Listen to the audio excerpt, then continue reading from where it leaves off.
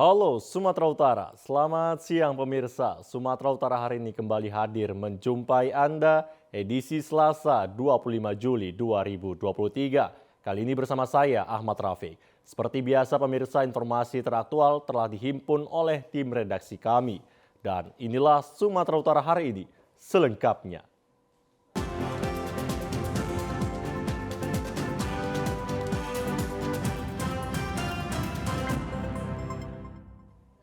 Informasi pertama pemirsa, puluhan ibu rumah tangga di Medan Labuhan melakukan aksi long march sambil membawa tabung kosong dan orasi di pinggir jalan sebagai bentuk protes kelangkaan gas LPG 3 kg dalam sepekan. Puluhan ibu rumah tangga warga lingkungan 7 kesulitan mencari tabung gas LPG 3 kg melakukan aksi protes di pinggir jalan Titi Pahlawan, Kelurahan Martubung, Medan Labuhan, Sumatera Utara. Selain melakukan long march sambil membawa tabung gas kosong, kaum ibu ini juga melakukan orasi di pinggir jalan, menyampaikan kekesalan mereka terhadap langkanya gas melon 3 kg di tingkat pangkalan dan agen. Selain itu, para ibu rumah tangga ini juga membawa berbagai poster bertuliskan kelangkaan gas LPG 3 kg. Mereka berharap pemerintah dapat mengambil tindakan tegas adanya dugaan mafia gas serta mencabut izin pangkalan dan agen yang telah membuat warga tidak bisa melakukan aktivitas rumah tangga dalam sepekan yang terjadi hampir di 21 kecamatan di kota Medan. Salah seorang warga mengatakan kelangkaan tabung gas LPG 3 kg yang sudah terjadi dalam sepekan menghambat aktivitas warga yang hendak memasak dan berdagang. Minggu saya mencari gas 3 kilo untuk kebutuhan memasak dan berdagang. Tetapi tidak ada. Kalau memang ada peraturan untuk pakai KTP, ngomong, jangan sampai menghambat saya jualan. Saya menghidupi anak, menghidupi laki yang sakit-sakitan. Tolong kepada pemerintah terkait, mafia-mafia gas dihapuskan, dicabut izin-izin tidak jelas. Beras. Usai melakukan aksi protes, kaum ibu membubarkan diri dengan tertib.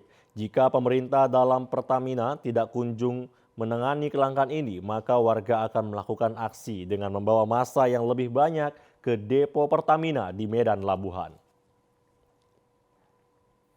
Pemirsa, gas LPG 3 kg langka di sejumlah daerah di kota Medan.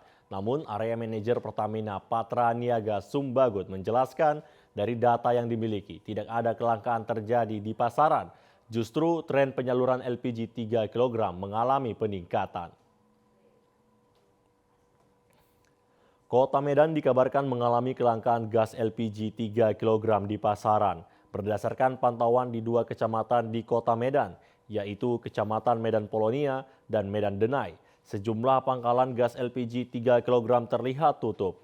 Bahkan ada yang memasang tulisan gas subsidi tersebut masih kosong. Akibatnya warga kesulitan mencari pangkalan ataupun warung yang menjual gas 3 kg. Beberapa warga bahkan rela mencari para penjual gas eceran dengan harga yang relatif mahal. Terkait hal tersebut, area manajer Komrel Pertamina Patra Niaga Sumbagut, Susanto Agus Satria menjelaskan, berdasarkan data yang dimiliki Patra Niaga Sumbagut, saat ini tren penyaluran LPG 3 kg mengalami peningkatan jika dibandingkan periode sebelumnya.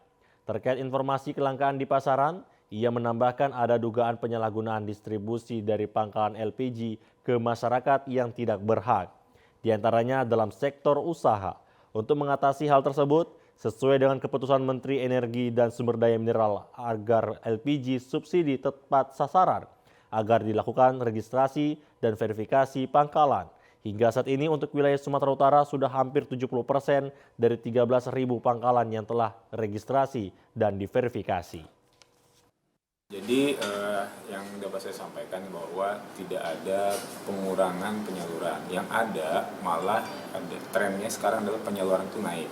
Jadi dibandingkan dengan tahun 2022 di bulan Juni ya, dari Januari sampai dengan Juni 2022 dibandingkan dengan yang sekarang di 2023 itu kita itu menyalurkan sudah 180.000 metrik ton, sekitar segitu.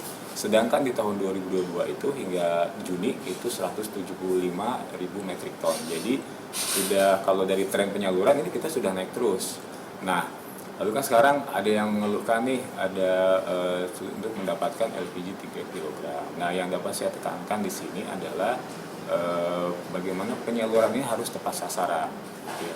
Karena dari beberapa pantauan, teman-teman yang melakukan pantauan di lapangan, itu masih ditemukan sektor-sektor usaha, terutama yang ke atas ya, itu menggunakan LPG 3 kg. Kami ini sedang melakukan upaya untuk bagaimana pendistribusian LPG 3 kg ini secara tepat sasaran untuk masyarakat miskin, ya, sesuai dengan SK dari Menteri SDM. Ada kriterianya ya, usaha apa aja yang boleh UKM-nya. Proyek pembangunan jalan hotmix penghubung kecamatan di Desa Sirambas, Mandailing Natal dibongkar. Pembongkaran hotmix jalan ini akibat kondisi dasar tanah labil sehingga membuat jalan bergelombang. Sejumlah titik pembangunan jalan hotmix di Desa Sirambas, Kabupaten Mandailing Natal, penghubung Kecamatan Panyabungan Barat dengan Panyabungan Selatan dibongkar karena permintaan kontraktor dan pengawas progres pembangunan jalan ini. Pembongkaran proyek pembangunan jalan hotmix ini disebabkan dasar tanah di beberapa titik masih labil sehingga membuat hotmix bergelombang. Proyek pembangunan jalan hotmix sepanjang 4 km dari Desa Sirambas sampai Kelurahan Tanobato yang berada di 2 segmen masih dalam tahap pengerjaan hingga bulan Oktober 2023 mendatang. Untuk mengoptimalkan kualitas pembangunan jalan hotmix yang dibongkar tersebut akan dilakukan pengecoran pada dasar tanah yang labil, sehingga kualitas jalan hotmix penghubung kecamatan lebih terjamin. Ada beberapa yang lapisan bawahnya labil perlu perbaikan, dan oleh perintah konsultan dan pengawas semua itu dibongkar beberapa titik untuk diperbaiki kembali supaya sempurna. Ini kan seperti kita lihat ya, daerah persawahan ya, pasti ada beberapa titik itu nanti memang lembek tanahnya karena sawah ya, bekas sawah gitu ya. Ada kondisi beberapa seperti itu, ada beberapa kasus lah terjadi seperti itu, memang wajar lah ada beberapa titik. Solusinya kami bongkar dulu, kami gali sampai ke tanah dasar, nanti kami rencanakan untuk dicor aja supaya keras, baru kita lapis lagi supaya sebelum masuk aspal. Jalan kabupaten yang dibangun ini merupakan salah satu akses alternatif masyarakat di beberapa desa di 2 kecamatan dan sebagai akses tercepat untuk beraktivitas dan mengangkut hasil pertanian. Sejumlah pengguna jalan alternatif penghubung 2 kecamatan ini berharap agar proses pembangunan jalan diawasi sehingga kualitas bangunan bisa bertahan lama. Jual tahu tempe. Tahu tempe ya. Nah. Jadi setiap hari, sekali 2 hari lewat dari sini. Masuknya dari Stein. Nah, dari Stein langsung ke Eknali. Ya, ke Kayu Laut. Udah berapa lama kau nampak ini perbaikan jalan? Kalau ini dalam 1 bulan. Baru selesainya perbaikan ini. Sekitar 1 bulan. 1 bulan. Sebelumnya jalan ini rusak. Gimana kondisi jalannya kau? Kondisinya masih rusak bang, berlubang-lubang ya. Berlubang-lubang ya. Jadi susah untuk dilewati ya. Susah bang. Sekarang pada hancur tahu cuma nggak kalau mau ke sana kan. Pemirsa, angin puting beliung merusak 3 unit rumah warga di lingkungan Tanjung Sari 1, Desa Tanjung Pasir, Kecamatan Kualu Selatan, Kabupaten Labuhan Batu Utara. Beginilah kondisi rumah warga yang rusak parah pasca diterjang angin puting beliung. Seluruh atap rumah lepas terbawa angin sejauh 100 meter. Hujan deras disertai angin puting beliung yang terjadi pada sore kemarin menyebabkan 1 orang warga mengalami luka ringan akibat tertimpa material bangunan dan 1 unit rumah warga rusak parah. Salah seorang warga korban angin puting beliung mengatakan sekitar pukul 18 sore kemarin, hujan deras disertai angin kencang melanda daerah tersebut. Tidak lama kemudian, atap rumah warga pun ikut terbang terbawa angin dan merobohkan 1 unit rumah yang terbuat dari kayu. Ya begitu angin tiba-tiba saya pun di dalam rumah kan, begitu rumah tetangga yang menjadi ke tempat kami ini, terus roboh dia. Ya. Sekitar jam berapa itu? Jam 5:30 lah, sebelum maghrib. Malam itu langsung pindah rumah atau gimana? Belum, masih di bawah robohan rumah. Ada yang cedera atau yang apa? Ibu lah kena bro di sininya katanya. Ya, kondisi sekarang gimana? Masih di rumah. Di rumah. Ya, harapan kami ya dari Pemerintah ada bantuan kami bisa mengerap walaupun sedikit untuk kami. Wakil Bupati Labuhan Batu Utara turun ke lokasi bencana bersama rombongan untuk memberikan bantuan moral dan materi berupa seperangkat alat masak, alat tidur, kain, dan sembako kepada para korban. Pemkab Labura akan berupaya membangun kembali rumah warga yang rusak dengan bekerja sama dengan Basnas. Tentunya yang pertama kita memberikan dorongan moral di atas tertimpanya musibah kepada saudara kita. Kemudian menyerahkan beberapa bantuan dari BPBD, kemudian dari Dinas Sosial. Himbauan barangkali kepada seluruh masyarakat Kabupaten Labuhan Batu Utara. Ketika ada pohon barangkali mungkin di dekat-dekat rumah, kami himbau supaya berkoordinasi dengan kepala desa, lurah atau camat. Tentunya supaya BPBD Pemkab Labuhan Batu Utara datang ke tempat untuk memangkas atau memotong pohon-pohon yang ada di sekitar pemukiman di Kabupaten Labuhan Batu Utara. Tentunya untuk menghindari terjadinya angin yang kencang sehingga rumah pemukiman tertimpa oleh pohon-pohon yang ada. Wakil Bupati Labura menghimbau warga agar dapat menebang atau memangkas pohon besar yang berada dekat pemukiman masyarakat untuk mengantisipasi jatuhnya korban bila bencana serupa terjadi kembali. Pemirsa, setelah melakukan gelar perkara di Polda Sumatera Utara atas kasus operasi tangkap tangan tindak pidana korupsi dana bantuan operasional sekolah, kini penyidik telah menaikkan status kasus tersebut ke tahap penyidikan. Operasi tangkap tangan yang dilakukan unit 3 Tipikor Polres Serdang Bedagai pada 12 Juli 2023 lalu di salah satu sekolah di Seibamban. Petugas mengamankan uang tunai senilai 24 juta rupiah. Dalam kasus tersebut, dua pengurus MKKS inisial RS selaku Ketua MKKS dan S selaku Sekretaris MKKS yang merupakan kepala sekolah di SMP di Serdang Bedagai sudah dimintai keterangan dengan sejumlah kepala sekolah se-Serdang Bedagai. Setelah hampir 2 pekan bergulir, kini status OTT tersebut sudah dinaikkan ke tahap penyidikan dengan dilakukan gelar perkara subsidi unit Tipikor Polda Sumatera Utara. AKP Made Yoga mengatakan barang bukti yang diamankan yakni sejumlah uang serta keterangan dari para kepala sekolah yang telah dikumpulkan penyidik. Hingga dalam gelar tersebut telah disimpulkan cukup untuk menaikkan kasus tersebut ke tahap sidik. Setelah kami laksanakan gelar, sudah kami naikkan ke tahap penyidikan untuk kemudian kita panggil saksi-saksi dan terduga, kemudian akan kita gelarkan lagi untuk penetapan tersangka. Dugaan tindak pidana korupsi terkait dengan dana bantuan operasional sekolah. Untuk pemanggilan saat ini kita agendakan untuk para kepala sekolah yang sudah memberikan uang kebersamaan, kemudian ketua MKKS, bendahara MKKS, dan sekretaris.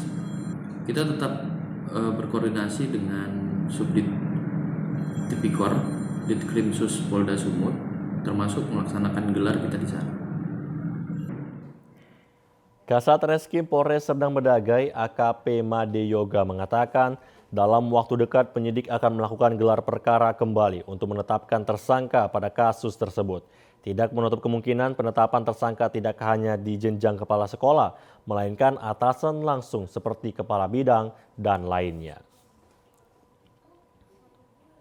Pemirsa, informasi menarik dan aktual lainnya akan kami hadirkan untuk Anda sesaat lagi. Tetaplah bersama kami di Sumatera Utara hari ini.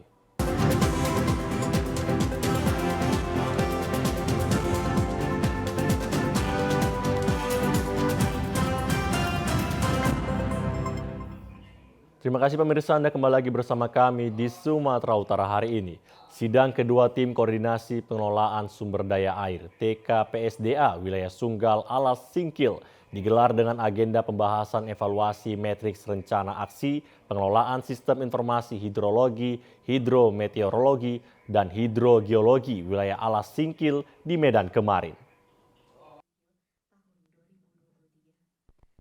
Kegiatan Tim Koordinasi Pengelolaan Sumber Daya Air Wilayah Sungai Ala Singkil dibuka oleh perwakilan Bapeda Aceh, Kabid Infrastruktur dan Kewilayahan Bapeda Aceh, Dedi Varian, dan merupakan program yang dibentuk berdasarkan SK Menteri Pekerjaan Umum dan Perumahan Rakyat Republik Indonesia. Sebagai wadah koordinasi dalam hal pengelolaan wilayah sungai secara berkesinambungan dan membantu tugas pemerintah dalam upaya pencapaian tujuan pembangunan nasional. Berdasarkan Peraturan Menteri Pekerjaan Umum dan Perumahan Rakyat tentang kriteria dan penetapan wilayah sungai, bahwa wilayah sungai Ala Singkil merupakan wilayah sungai antar Provinsi Aceh dan Provinsi Sumatera, merupakan wilayah sungai lintas provinsi yang merupakan kewenangan pemerintah pusat. Dalam sambutannya, Kabid Infrastruktur dan Kewilayahan Bapeda Aceh, Dedi Varian mengatakan, dalam menyelesaikan masalah sumber daya air, keberadaan data yang berkaitan dengan air adalah mutlak diperlukan. Data yang lengkap dan akurat membantu dalam menghasilkan perencanaan yang efektif dan efisien, sehingga informasi terpadu bisa diakses melalui satu pintu. Kan koordinasi makin dipererat dan berkelanjutan, sehingga yang kita harapkan itu nanti penyelesaiannya itu tidak saja berkelanjutan tapi secara bertahap, karena tentunya juga kita punya program-program tertentu untuk dalam penyelesaian permasalahan-permasalahan seperti yang disampaikan oleh tadi Bapak Kepala Bapeda Sumatera Utara. Ternyata dalam wilayah sungai tersebut banyak sekali permasalahan-permasalahan, dan bagaimana kita mengambil kebijakan-kebijakan terhadap permasalahan-permasalahan tersebut. Karena kalau permasalahan tersebut diambil kebijakan yang salah, termasuk juga dengan menggunakan data yang salah, tentunya hasilnya juga tidak akan berfungsi untuk kesejahteraan masyarakat yang ada di wilayah sungai tersebut. Dalam kesempatan tersebut, Kepala Bapeda Litbang Sumatera Utara, Hasmi Rizal Lubis, dalam sambutannya mengatakan, kebijakan ini dipandang penting untuk kegiatan perencanaan, termasuk pemecah permasalahan sumber daya air. Kebijakan ini berimplikasi pada tersedianya data yang akurat, tepat, cepat, lengkap, berkesinambungan, berkualitas, dan terintegrasi, sehingga diharapkan mampu mengantisipasi kondisi lingkungan yang terus berubah. Kami berharap melalui pertemuan sidang wilayah kedua ini, dalam khususnya pengelolaan sumber daya air, kita berharap agar bisa meningkatkan koordinasi antara pemerintah Aceh dan pemerintah Provinsi Sumatera, khususnya dalam penanganan wilayah sungai Ala Singkil, sehingga memberikan dampak yang sangat besar untuk kemakmuran masyarakat dalam upaya pengelolaan sumber daya air. Karena sumber daya air ini bisa menjadi sumber kehidupan, tapi juga bisa menjadi sumber kerusakan. Sumber kehidupan ini maksudnya adalah di mana air bisa dimanfaatkan untuk irigasi, untuk peternakan, perikanan, perkebunan, dan fungsi sosial lainnya termasuk kebutuhan air. Kalau ini tidak dijaga, maka akan menjadi faktor kedua yang menjadi sumber kerusakan, karena akan menimbulkan bencana banjir, longsor, dan lain sebagainya yang berakibat kepada terganggunya sosial kemasyarakatan kita di masa akan datang. Demi mewujudkan area publik yang aman dan nyaman bagi masyarakat, Polda Sumatera Utara meluncurkan mobil patroli perintis Samapta. Mobil patroli ini dilengkapi dengan berbagai fitur berteknologi mutakhir dan modern. Polda Sumatera Utara meluncurkan 12 mobil patroli perintis Samapta bertempat di Aula Tribrata kemarin. Dalam peluncuran tersebut turut hadir Wali Kota Medan Bobi Afif Nasution bersama Forkopimda Kota Medan.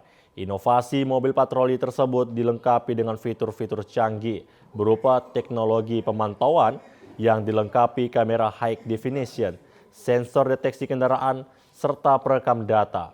Mobil patroli ini juga dilengkapi dengan sistem komunikasi terpadu dan terkoneksi dengan pusat komando atau command center. Hal ini memudahkan anggota untuk bertukar informasi yang cepat dan koordinasi lebih baik dalam menjalankan tugas. Selain itu, mobil mutakhir ini menggunakan kendali suara dan teknologi kecerdasan buatan atau artificial intelligence. Teknologi kendali suara dan kecerdasan buatan membantu petugas mengakses informasi, melakukan navigasi, dan mengambil tindakan tepat dengan perintah suara. Hal ini dapat membantu mengurangi gangguan visual serta memungkinkan fokus lebih besar di lapangan. Kapolda Sumatera Utara Irjen Pol Agung Setia Imam Effendi mengatakan dengan diluncurkannya mobil patroli perintis Samapta dapat meningkatkan kemampuan menegakkan hukum dan memberikan perlindungan lebih baik bagi petugas. serta sebagai kontribusi positif untuk keamanan masyarakat serta secara keseluruhan. Hari ini 12 mobil sudah siap yang akan terus kita tambah bersama dengan 24 mobil untuk menjamin bahwa 24 kecamatan di Medan ini tercover oleh seluruh unit patroli kami. Unit patroli kami akan disiapkan dengan personil yang terlatih, seluruh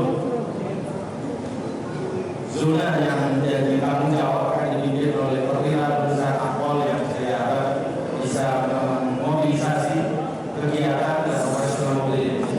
Kita ingin menjamin bahwa masyarakat bisa beraktivitas 24 jam sehari, 7 hari satu minggu. Dan ini komitmen kita. Saya ingin mewujudkannya karena saya yakin Kota Medan ini adalah kota impian kita semuanya. Wali Kota Medan Bobi Afif Nasution mendukung inovasi teknologi canggih mobil patroli perintis Samapta. Bobi berharap mobil tersebut bisa memberi rasa aman terhadap warga Kota Medan dari aksi kriminalitas. Pernyataan itu disampaikan usai mengikuti peluncuran mobil patroli perintis Samapta di Polda Sumatera Utara pada Senin sore. Mobil tersebut dilengkapi dengan fitur-fitur canggih berupa teknologi pemantauan, kamera high definition, sensor deteksi kendaraan, serta perekam data. Mobil ini juga menggunakan kendali suara dan teknologi artificial intelligence. Wali Kota Medan Bobi Afif Nasution mendukung penuh diluncurkannya mobil patroli perintis Samapta. Ia menyebut dengan adanya mobil tersebut dapat memberikan rasa aman bagi warga Medan dalam beraktivitas khususnya di malam hari.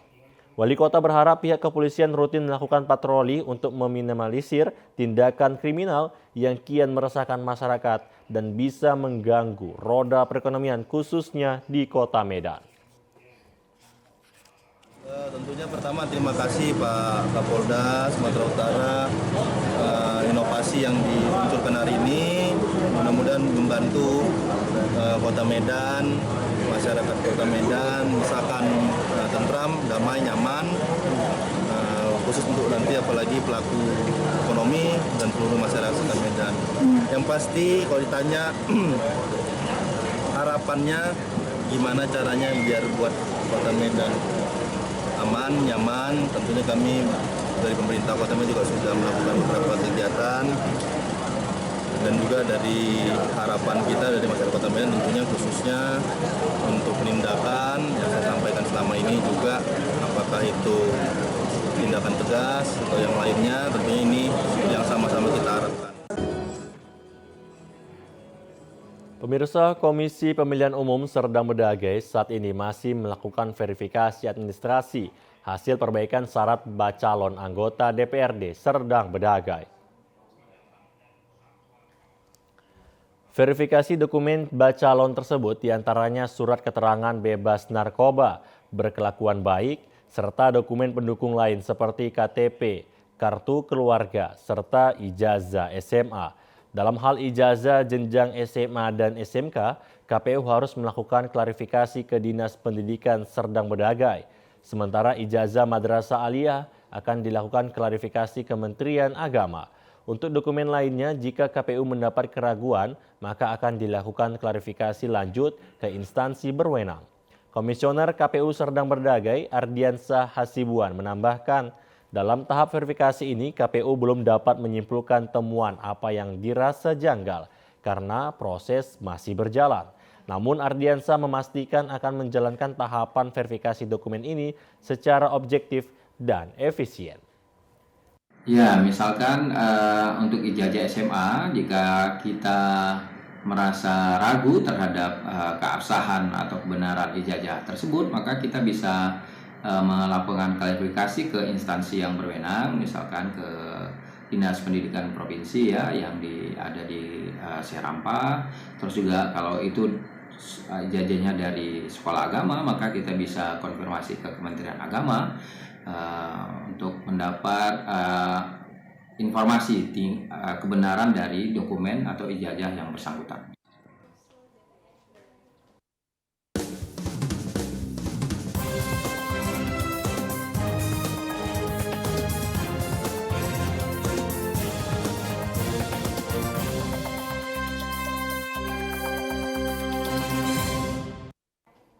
Pemirsa, Kejaksaan Negeri Lubuk Linggau dalam waktu dekat akan segera mengumumkan tersangka dalam perkara dugaan penyimpangan pengelolaan dana penyertaan modal daerah kepada BUMD PT Murah Sempurna.